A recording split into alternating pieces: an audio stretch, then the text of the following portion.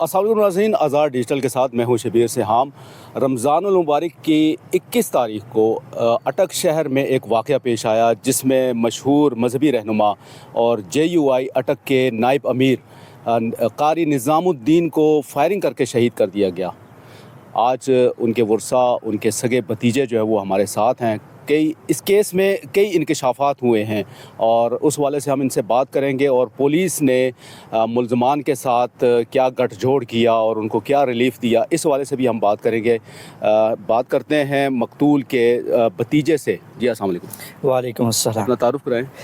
मेरा नाम अमजद साद है। मैं कारी निज़ामुद्दीन शहीद का सगा भतीजा हूँ और LLB पार्ट 3 का मैं स्टूडेंट भी हूँ। अच्छा, ये बताएं सबसे पहले कि इस वाक़े के हवाले से बताएं कि ये कब और क्यों कैसे पेश आया। जी, ये वाक़या 21 रमज़ान मुबारक की बाबरकत ताक रात की 10:30 बजे ये पेश आया। कारी साहब जब घर के बाहर पहुँचे और मुल्ज़मान ने फायरिंग करके उनको कत्ल कर दिया और लाश खून में लथपथ पड़ी रही। जो महल्ले के लोग हैं वहाँ अटक, जहाँ कारी साहब का घर है खटक कॉलोनी में, वहाँ महल्ले के लोगों ने इनके दरवाज़े को नॉक किया और उनको बताया कि कारी साहब इस तरह खून में लथपथ हैं, कारी साहब के साथ ये वक़ुआ पेश आ गया है। अब जब ये चीज़ें हमें इत्तला मिली 12 बजे के बाद, हमारा राब्ता जमात के जो ज़िली अमीर हैं उनसे भी हुआ और पुलिस से भी हुआ। पुलिस जो थाना सिटी अटक के SHO साहब हैं, उन्होंने कहा कि आप आएंगे।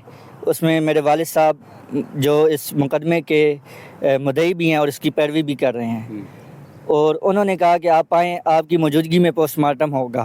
पोस्टमार्टम जब हम उधर पहुँचे अस्पताल तो पोस्टमार्टम हो चुका हुआ था और FIR 12 बजे जो ग़ुलाम हैदर शख्स है, उसकी जो बेटी है उम्मे कलसूम नामी औरत, उसकी मुद्दत में दर्ज हो चुकी हुई। अच्छा, अब हम थोड़ा सा केस की तरफ आते हैं।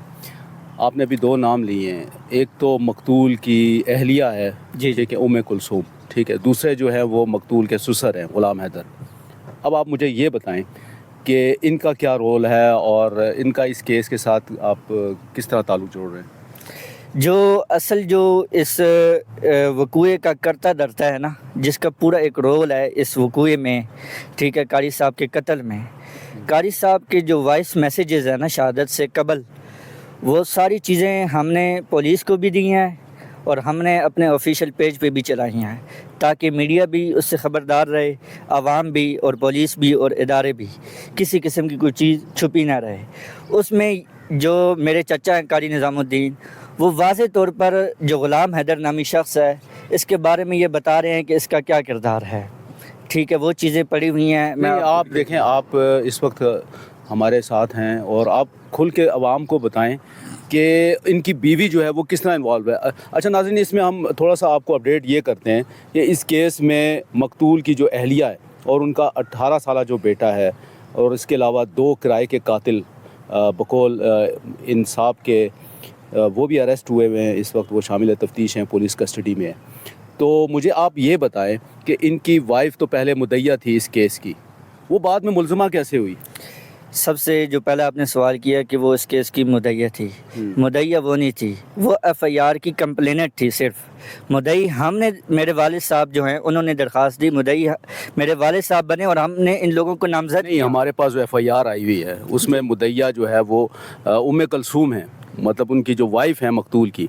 आप कह रहे हैं कि वो सिर्फ कंप्लेनेंट थी। वो कंप्लेनेंट तो नहीं, वो तो बाकायदा उसकी मुद्दइयत में FIR दर्ज हुई है 302।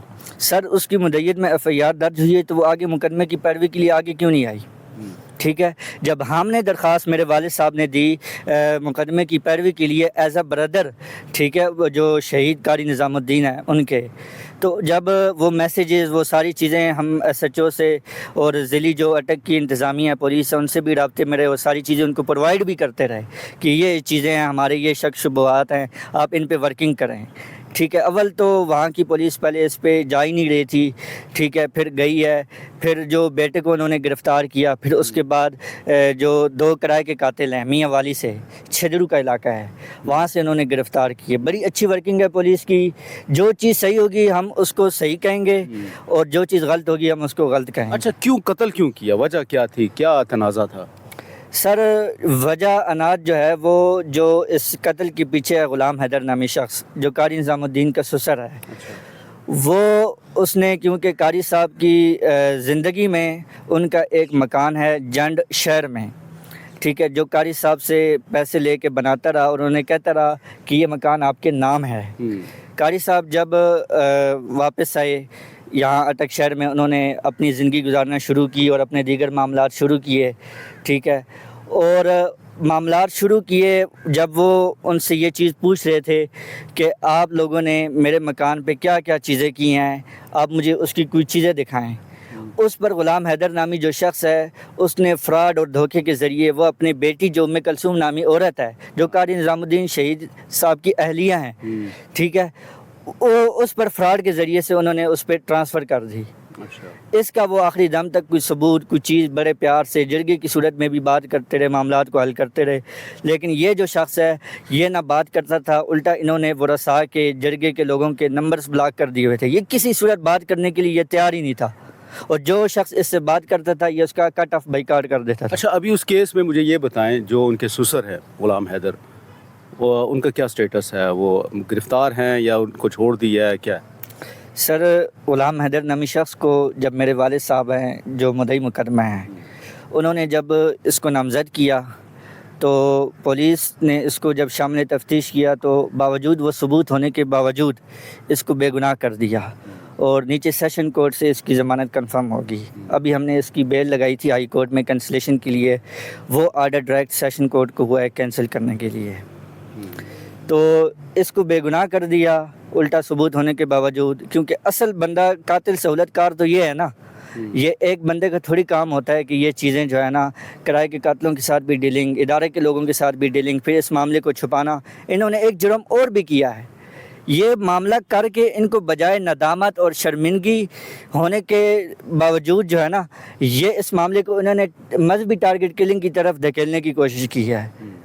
تو یہ جو اس علاقے میں خوف و ہراس پھیلا اس ماہ مقدس کی بابرکت رات کے اندر جہاں لوگ عبادت کے اندر مصروف تھے، یہ ظالم قاتل یہ اس ٹائم اس عظیم اور وہ سفید جو ہے نا ایک نیک شخصیت کو قتل کرنے کی پلاننگ میں یہ مصروف تھے۔ اچھا، ابھی آپ کا حکام بالا سے کیا مطالبہ ہے؟ سر میں ایز اے بھتیجا میں شہید کا میں یہی مطالبہ کروں گا کہ ہمیں انصاف چاہیے، ہم انصاف کے لیے جو ہے وہ ہم حکام بالا سے اپیل کرتے ہیں، جو اصل جو یہ غلام حیدر ہے اس کے بیٹے ہیں ان کو گرفتار کیا جائے اور سخت سخت جو ہے نا ان کی کارروائی کی جائے، اور ضلعی جو پولیس ہے ان کی انڈر اور جو پنجاب لیول پہ جو ادارے ہیں ان کے اندر ایک کمیٹی بنا کر ان کی سخت انویسٹیگیشن کی جائے اور اصل حقائق کو سامنے لائے جائیں کہ کیا کردار تھے اور ساری چیزیں لائی جائیں۔